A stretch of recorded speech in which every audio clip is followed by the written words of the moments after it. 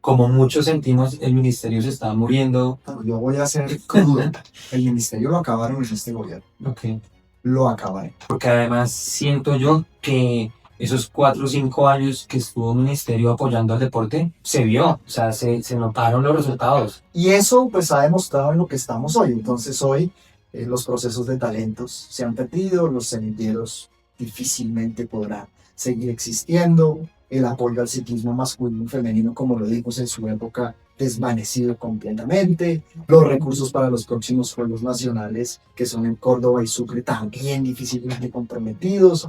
El cambio que estamos proponiendo acá, por ejemplo, en Grunt, es que las marcas, en este caso, se monten a realmente apoyar ese tipo de perfiles. Viendo lo que quiere Grunt y lo que estamos hablando, yo creo que las marcas sí tienen que empezar a tener más allá de los likes, más allá del número de seguidores, también como una especie de mérito.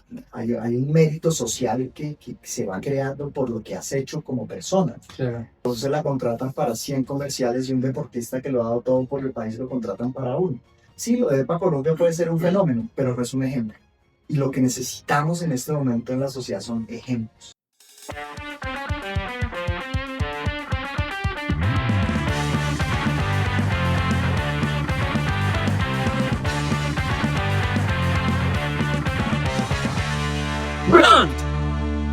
Cracks, bienvenidos al segundo capítulo de la segunda temporada del podcast de Grunt. Hoy traemos un invitado realmente especial, una persona que ha estado siempre cercana al deporte, que ha estado en los cargos más importantes en el deporte, que ha sido un crítico de lo que está pasando actualmente con los recortes presupuestales que está haciendo el gobierno actual a todo el deporte nacional, que está, digamos que afectando realmente desde los semilleros hasta la proyección más alta de los deportistas profesionales, y vamos a ver cómo esto afecta los olímpicos que vienen en 2028, en donde seguramente estos recortes presupuestales van a hacer que el entrenamiento no sea el mejor, que el acompañamiento profesional no sea el mejor, que sí, los profesionales en salud, en fisioterapia, en psicología, no estén acompañando como lo venían haciendo pues a los deportistas, y vamos a ver esto cómo se ha repercutido en los resultados nacionales. Es un invitado que estudió en la Sergio Arboleda, abogado, hizo un montón de especializaciones a nivel nacional e internacional, y adicionalmente fue jugador profesional de squash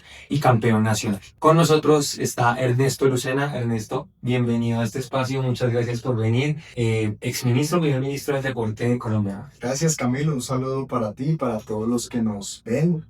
Un placer poder estar en estos espacios que Grunt le ofrece a la sociedad, a los deportistas, a todas las personas que les interesa el aspecto social del deporte, obviamente el aspecto del alto rendimiento, pero a los cuales hoy convocamos para hacer una fuerza unida en pro de este sector. De acuerdo, gracias de nuevo, Ernesto. Veníamos hablando ahorita hace un rato y te preguntaba ese tema de ser deportista profesional, de ser jugador de squash, seguramente de los primeros jugadores de squash en Colombia, supondría yo. No tanto, pero gracias. Sí. ¿Cómo fue ese proceso? Pues bueno, yo lo primero que tendría que decir es que el deporte siempre estuvo en mi vida. Desde muy pequeño no era tan buen estudiante en el colegio, pero lo que me pusieran de deporte lo hacía. Es decir, nací, gracias a Dios, gracias a mis padres, con un don, no de ser el mejor, pero se me facilita aún cualquier deporte que me pongas. Es decir, yo siempre tuve una facilidad para el deporte, obviamente en el colegio el fútbol, el baloncesto, el voleibol, tenis. Y por cuestiones de la vida, por una hermana, terminé en el squash. El deporte en mi familia siempre ha estado muy cerca, pero mi hermana Jimena Lucena fue la primera corredora de carros en Colombia. Wow. En una época donde las mujeres no tenían ningún tipo de acceso a ese deporte, era Claro. un deporte de hombres.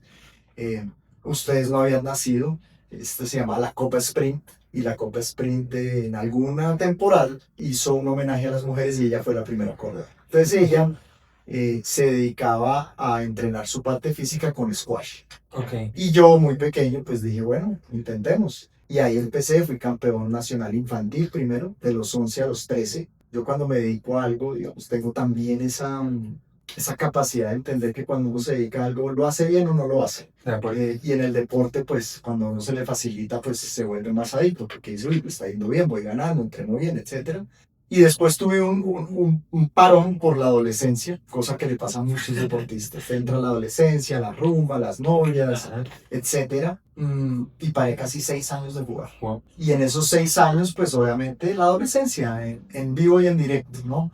Y después regreso al squash. Gracias a mi profesor de toda la vida, me dijo, vuelva a coger la raqueta, a usted se le facilita, no sé qué. Y comencé de la mano de Miguel Ángel Rodríguez, que Miguel Ángel Rodríguez es hoy tal vez uno de los atletas más importantes que ha tenido la historia de Colombia. Okay. Profesional de squash, ha ganado el British Open, lleva muchísimos años en el tour profesional. Y con él comenzamos toda una ruta ya de alto rendimiento hasta llegar a los Juegos Nacionales de 2004 y ser campeón nacional. Ahí digamos que se cumplió lo que todo deportista a nivel nacional quiere, que es ser campeón nacional. Y después ya jugué el tour profesional un par de años, llegué a mi techo deportivo y ya me retiro, me dedico al derecho, a la administración y pues ya la vida académica y pública. Ok. ¿A qué edad te retiras de A los 30. A los muy 30. joven? Lo que pasa es que como volví a cogerlo tarde, me demoré Claro. muchísimo en volver a ser profesional. Entonces, claro, si seguramente lo hubiera continuado desde pequeño, Sí. hubiera sido otra la historia. Pero bueno, la vida se decanta como debe ser, como Dios la impone y uno simplemente sigue una ruta y esa fue la que me tocó a mí. Claro que sí. A mí me pasó algo parecido, como te venía diciendo ahorita. Yo también, como todos, en la adolescencia tuve un bajonazo. Y bueno, yo creo que el fútbol, como te decía hace un rato, también para el bogotano es como un hito que un bogotano llegue a ser, o hasta alguien del interior, Bogotá, Boyacá, Tolima. Es muy difícil que lleguen a ser profesionales, no sé, por falta de apoyo o porque también estamos muy abiertos aquí en los equipos de la región a recibir deportistas que tal vez han sido más exitosos en ese deporte. Digamos que, bueno, pasó toda esta parte de la parte profesional deportiva y cómo empiezas a empatar ya la carrera administrativa y de derecho con el deporte. ¿Eso fue una desde el principio o primero hiciste otra carrera y luego llega la oportunidad de ser ministro y acercarte mucho más? Yo estudio Derecho y paralelamente estaba jugando squash profesional. Ok. Y eso pues obviamente no es fácil porque estudiar Derecho es una carrera bastante compleja, de mucha lectura, de muchos trabajos. Pero afortunadamente mi universidad tenía un horario de 7 a 1. No había huecos, había que volver por la tarde, muy rara vez íbamos por la tarde. Entonces me permitía entrenar muy temprano en la mañana, ir a clase, almorzar, hacer tareas y volver a entrenar tarde, noche y así durante 6, 7 años. Tuve desde esa época algo que me ayudó mucho y es que le cogí mucha aversión al trago, al trasnocho. Ya lo que había hecho en la adolescencia como que fue suficiente, que también fui muy desjuiciado en la adolescencia.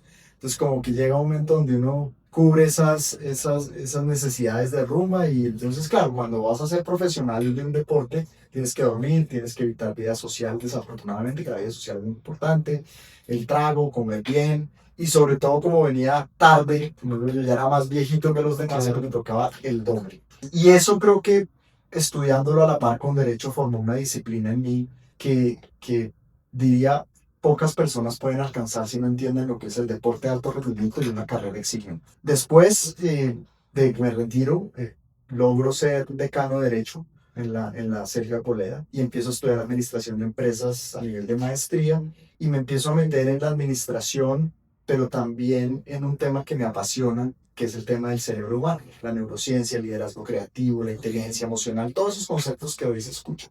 Y bueno, cuando llega el gobierno del presidente Duque, él me llama a ser director de Coldeportes, pero dentro del plan de gobierno que habíamos conformado y armado, se decía que qué bueno sería tener un ministerio del deporte. Claro. Entonces, obviamente, era llegar de director de Coldeportes y hacer todo ese trabajo tan arduo y duro de transformar Coldeportes en ministerio. Eso tenía que pasar por el Congreso de la República, en un momento muy difícil, de mucha polarización, algo parecido a lo que pasa hoy. Y lo logramos y me siento muy orgulloso de poder decir que a los deportistas por primera vez en la historia se les reconoce institucionalmente todo lo que han hecho por este país, que es medallas de oro, campeonatos mundiales de muchos deportes. Claro. Y realmente el deportista había sido un convidado al pie de una cenicienta ahí que era para la foto con el político y nada más. Y tener su ministerio fue muy importante. Siento que ellos de la mano de nuestra administración sintieron que era el apoyo que le debían hace muchísimos años a ese sector. Y ahí pasa algo importante y es que estás hablando de tener su primer ministerio. Fue algo importante casi pasado, me imagino un poco porque como muchos sentimos el ministerio se está muriendo, hay recortes presupuestales, digamos que han pasado cosas de corrupción dentro del ministerio, pues que pasa en todo lado, pero que lastimosamente tal vez al no ser un ministerio diríamos de algún modo una necesidad, sino más bien un apoyo, se podría ver así, puede tender a desaparecer. ¿O qué opinas? Pues Camilo, eres diplomático, yo voy a ser crudo.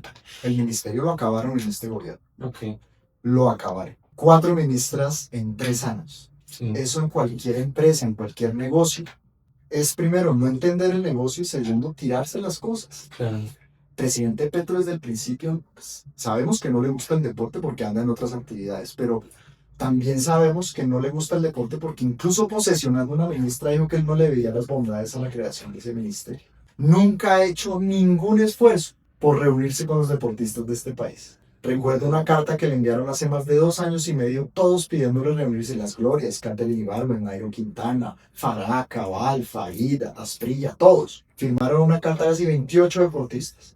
Nunca se las contestó. Entonces, cuando tú ves un presidente que tiene ese estilo de sesgos frente a un sector, además de 4 ministras, unas con tacha de corrupción, otra que pierde los Panamericanos, otra que hizo la ruptura con el Comité Olímpico Colombiano, en fin, una cantidad de señales que le indican a uno que no era un gobierno del deporte. Ahora medio están tratando de levantarlo, pero como digo yo, ya es tarde. Porque ahora tenemos, y esto tal vez no lo he dicho en ninguna entrevista, ahora tenemos un problema aún mayor.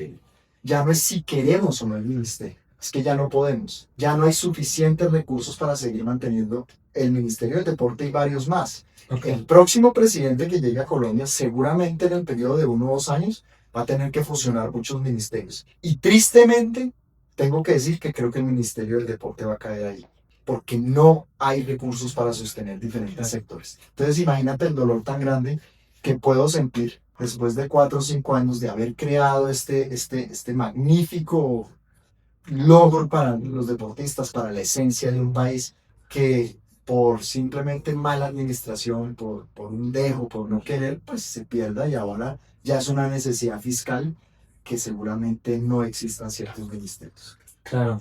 Y, y una preocupación generalizada para el mundo del deporte, porque además siento yo que esos 4 o 5 años que estuvo el ministerio apoyando al deporte, se vio, o sea, se notaron los resultados. Deportistas brillando a nivel internacional muy fuerte, en general el deporte en las calles, en los semilleros, se veía, digamos, esa inversión que de algún modo es social. El Sí. deporte es de lo más social que puede haber en cualquier sociedad o en cualquier comunidad y lastimosamente perder esa oportunidad, pues duele.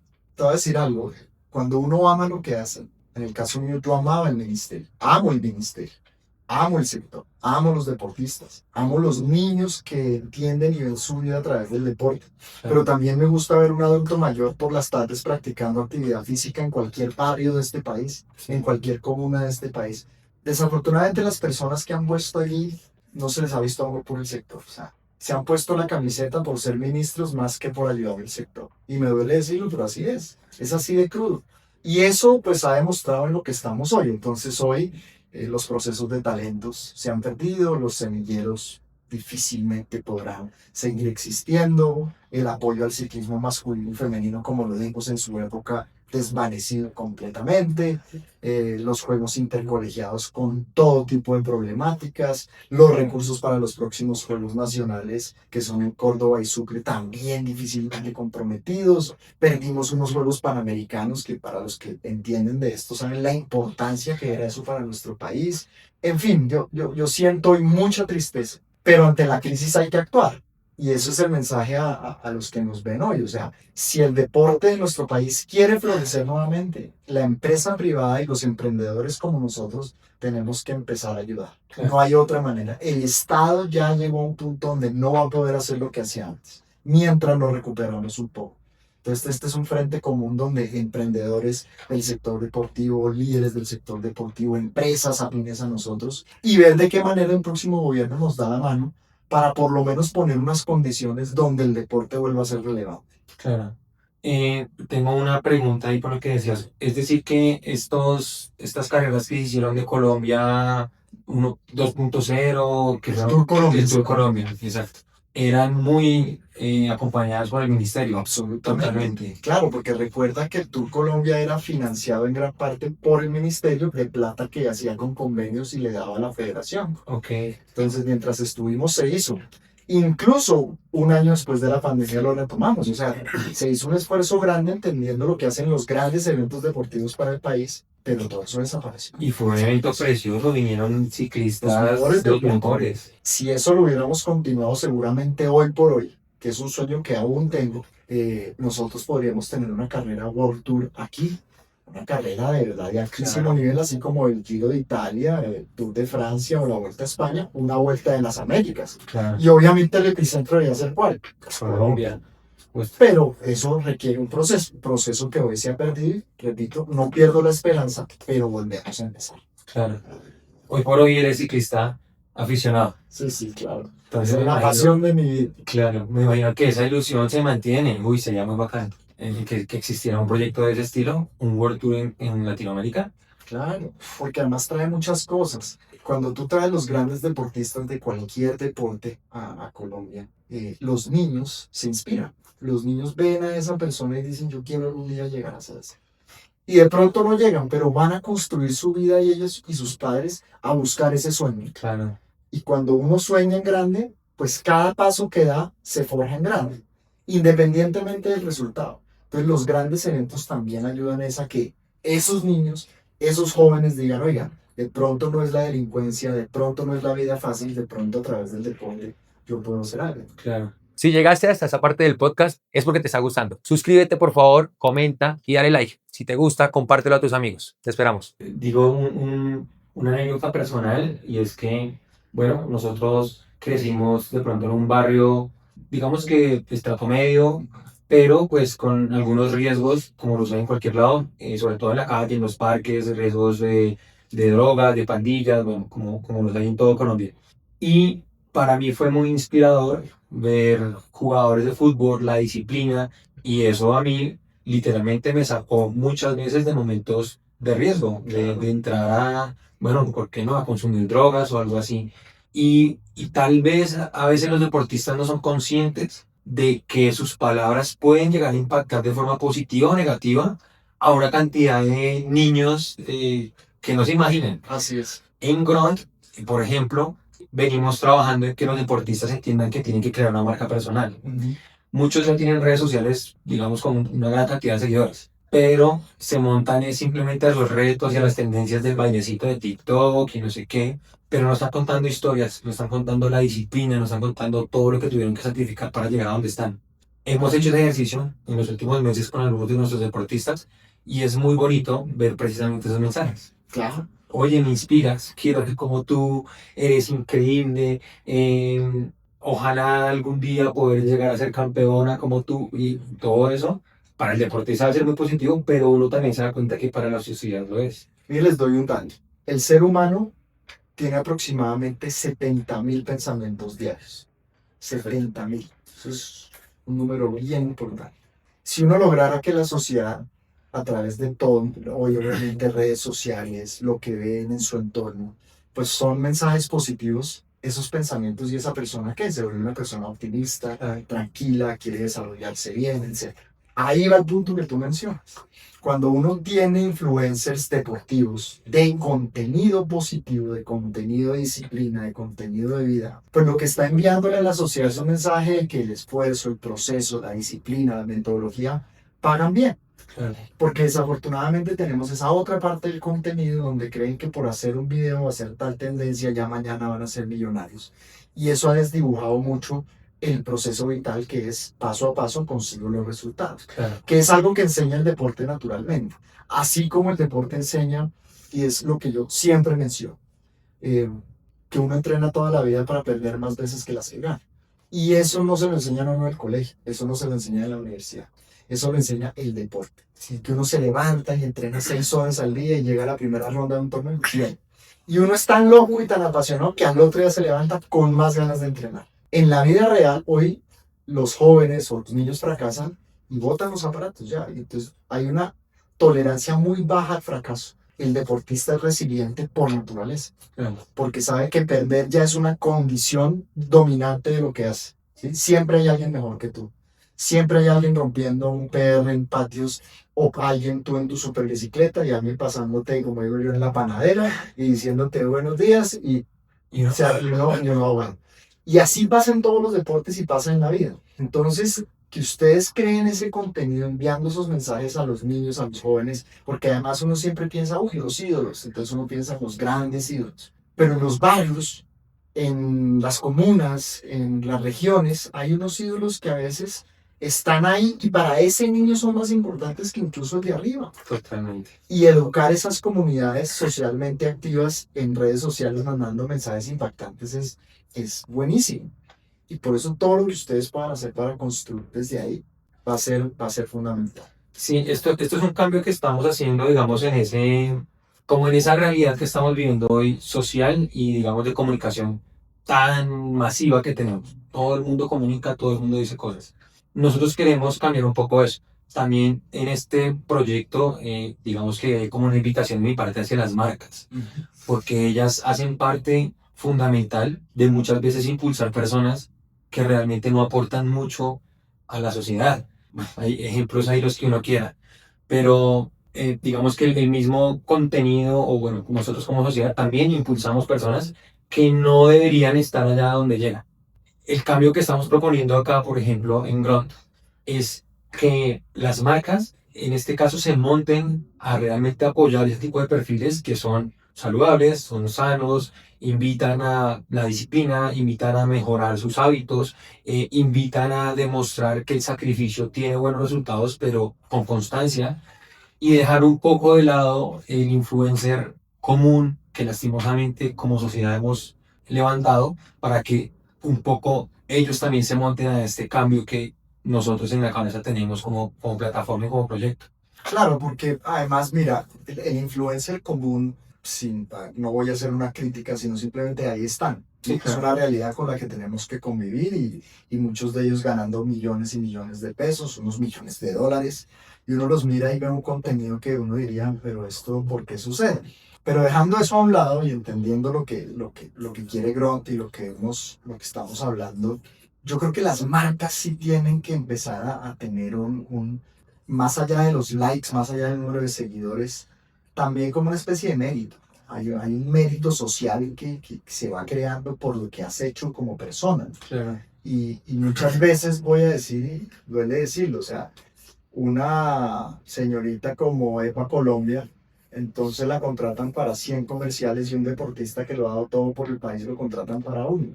Sí, lo de Epa Colombia puede ser un fenómeno, pero no es un ejemplo. Y lo que necesitamos en este momento en la sociedad son ejemplos, ejemplos de personas, y aquí quiero ser muy claro, independientemente de la ideología, porque la gente tiende a confundir eso. Ah, es que este es de izquierda, este es de derecha, este es de centro. No, no, no. Olvidémonos de eso. Si esa persona es un ser humano ejemplar, si su comportamiento en su hogar, frente a sus amigos, frente a la sociedad, en el deporte, en la empresa, es una persona digamos, de enaltecer, pues las marcas deberían estar ahí. Puede que no tenga el número de seguidores ni el número de likes, Claro. pero muchas veces los mensajes son más potentes que lo otro, que lo banal, que lo trivial, que lo diario. No que haya que quitarlo, seguramente va a seguir ahí, va a seguir reportándole muchas ganancias a las marcas, pero sí deberían tener un capítulo de responsabilidad ética, moral, con las personas que tienen un mérito para alcanzar ese objetivo. Claro, de acuerdo.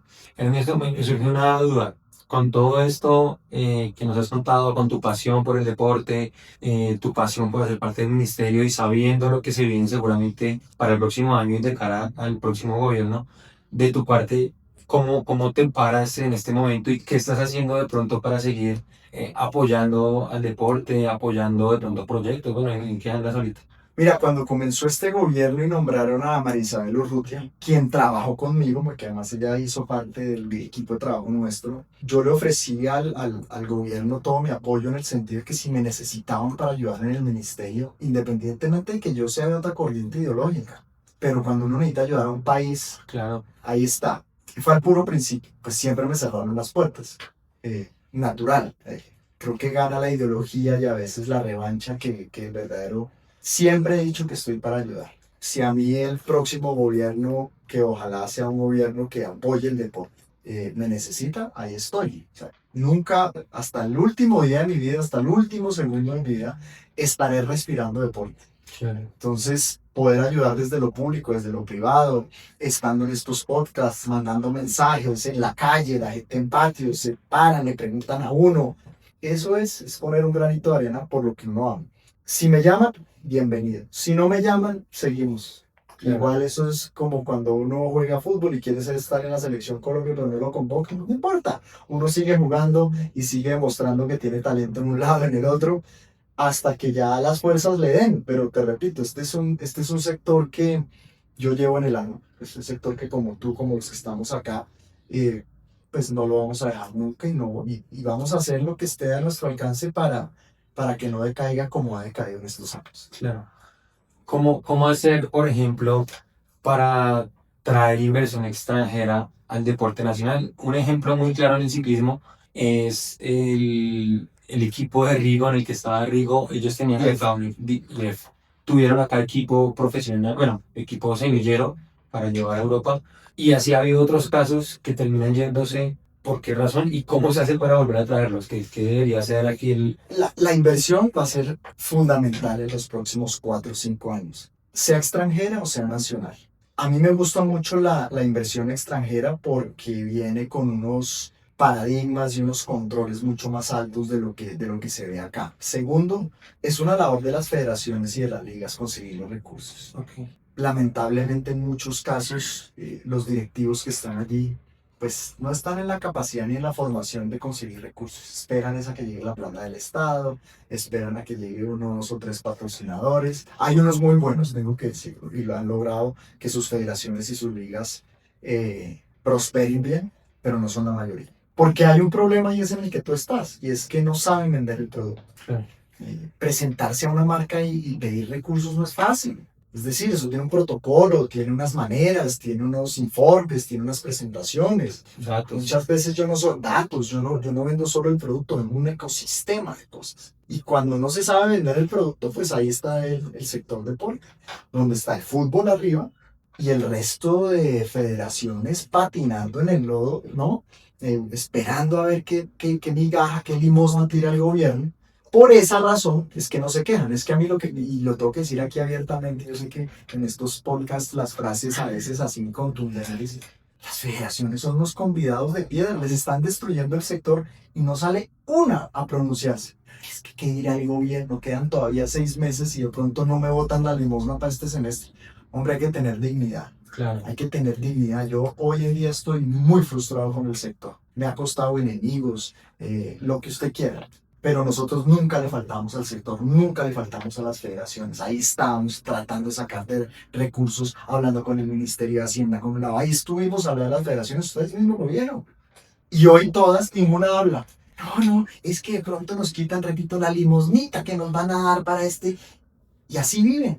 Claro. Entonces han perdido la dignidad. La mayoría de ellos han perdido la dignidad frente a un gobierno que les ha dicho prácticamente les quiero acabar el sector. Pero, pues... Repito, para mí, doloroso verlo. Para jóvenes como ustedes, es un impulso, es un motor para mostrarle a esas federaciones que se pueden hacer las cosas bien, para mostrarle a las ligas que hay productos para vender. Y qué bueno sería que esas ligas y esas federaciones vinieran donde ustedes y les digan, ayúdenme a vender mi producto, ¿no? Claro. Claro, entiendo. Nosotros tuvimos la oportunidad de hablar con alguien del mundo del squash que nos comentaba que por temas de egos, de negocio, iban a ser como un tema de una federación nacional Con el que pádel. es el pádel. Sí. Claro, está muy nuevo el deporte. Querían hacer una parte, Quieren hacer una federación. Sí. No ha podido hacer la federación Todo está en la porque hay egos y no permiten que como comunidad, que digamos es un poco lo que pasa en la política, que no hay un bien común, sino hay una necesidad muy personal de sacar beneficios, ¿no? Claro, y es lo que ves en todas las federaciones. Exacto. Hoy es presidente fulano, mañana es el amigo, pasado es el primo, y ahí son círculos de años y años y años, y no vemos el progreso. Claro. Lo mismo pasa con federaciones nuevas. Pues como es un deporte de raqueta y es, digamos, de alguna manera semejante al tenis, pues lo meten dentro de la de tenis. Muchas veces incluso el propio deporte teniendo sus ligas, que es lo que necesita como requisito, su presupuesto, pero al final es un tema de recursos y de política. Si usted cree que la política tradicional, la del Congreso, la de las gobernaciones, alcaldías, la de la presidencia, es dura, la del deporte no se queda atrás. Claro. Es una política de votos, de componendas, de amigos, de no sé qué. Muchos casos, repito, hay unos que se salvan, son buenos, pero hay otros que, como lo ven, federaciones que hoy no tienen un peso y los directivos se la pasan viajando. O se van para un mundial de determinado deporte y llevan los deportistas y no les llevan médico, no les llevan fisio. Y sí se van 4 o 5 directivos para conocer Taiwán, Hong Kong, entonces uno ve ahí y están allá todos los directivos y de pronto los deportistas lo llaman a uno, hermano, imagínate, nos mandaron sin médico. Esas cosas todavía pasan en Colombia, Sí. ¿sí?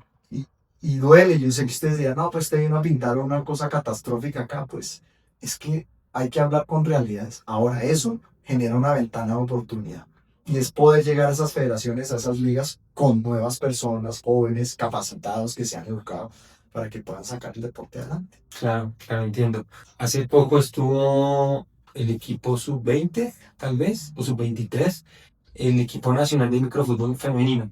Estuvo tal vez Taiwán, Y efectivamente pude hablar con alguien ahí del equipo y el recurso, el fútbol, el microfútbol hace parte de la federación, el recurso fue mínimo, porque en gran parte del recurso se lo lleva el masculino, el fútbol masculino mayor, el fútbol sub-20 masculino. Y allá se está quedando todo el recurso y el resto de deportes que tienen que ver con la Federación de Fútbol están también botándoles lo poco que queda como para que vayan. Creo que tuvieron que hacer rifas para poder viajar.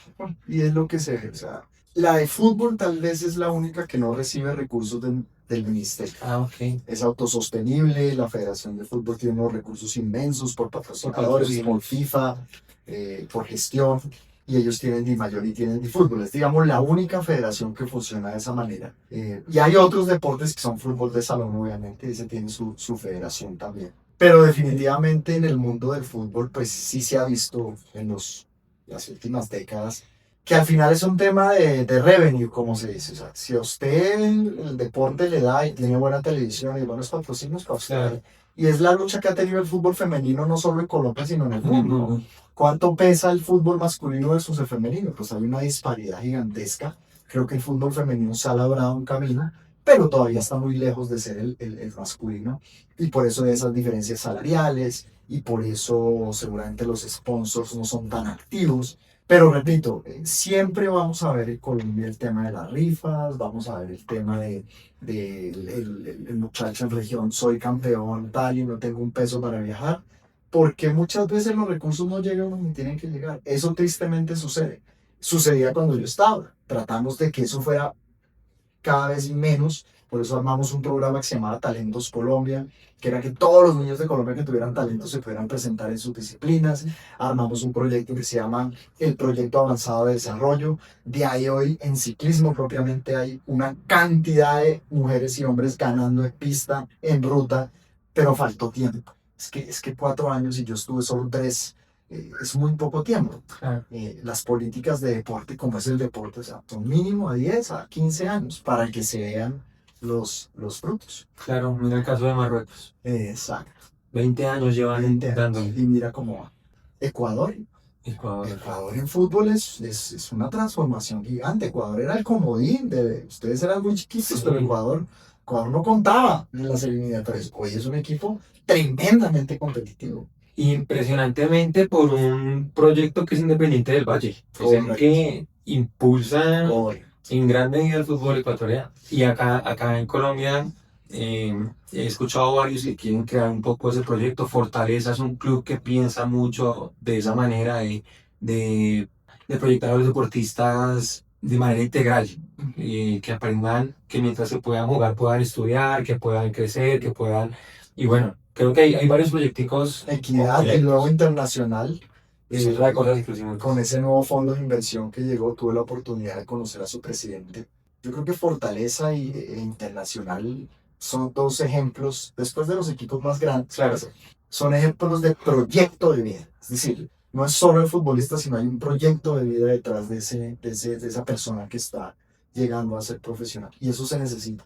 No solo para la selección, porque además nuestros futbolistas son tan talentosos que pues muy pocos se quedan, se van para Europa, Sí. se van para otro fútbol y regresan a la selección. Pero lo que esto sí va haciendo es que existan muchos más para salir, ¿no? Que eso es lo que creo que al final se busca.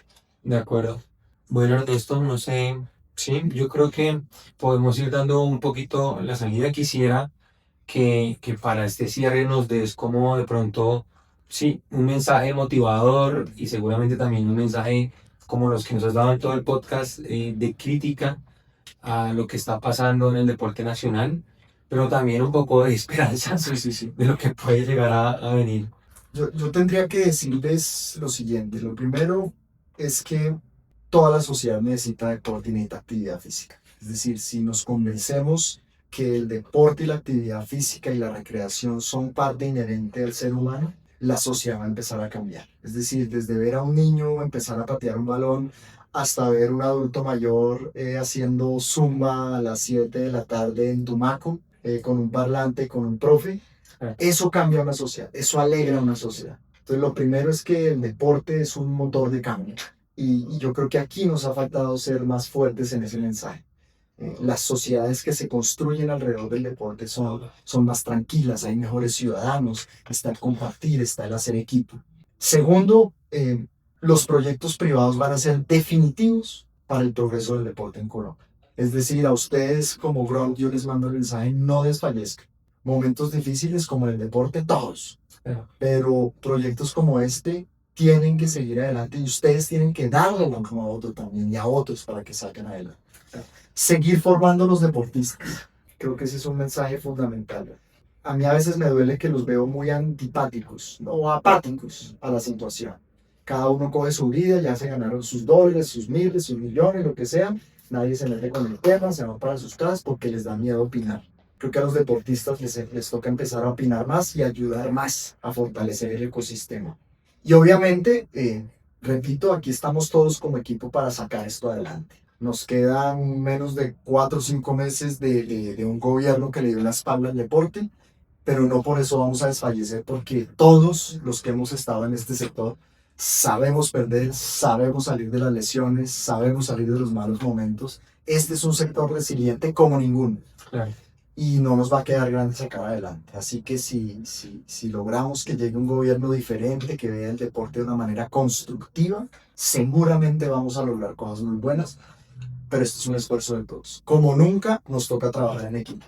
Claro que sí. Ernesto, muchas gracias. Antes de acabar, si llegaron hasta acá, yo los quiero invitar a que se suscriban a nuestro canal, a que le den like a esto, a que comenten qué opinan, digamos, de todo lo que viene pasando en la actualidad en el deporte y nos sigan en todas nuestras redes sociales. Muchas gracias, Ernesto, por acompañarnos en este espacio. De verdad que nos motiva un poco porque el hecho de que haya un enfrentamiento, digamos, casi que de cara al deporte de parte del gobierno, pues nos motiva a pararnos más fuerte. Yo creo que todos los deportistas profesionales y también los que están en proyección tienen esa sensación de que, pues si se vienen en contra, hay que pararse más fuerte. Nos motiva también el pensar que hay personas y hay equipos, hay clubes, hay comunidades pensando como nosotros en que unidos podemos sacar adelante este sector. Y bueno, creo que ha sido un gran espacio. Muchas gracias. Muchas gracias a ustedes.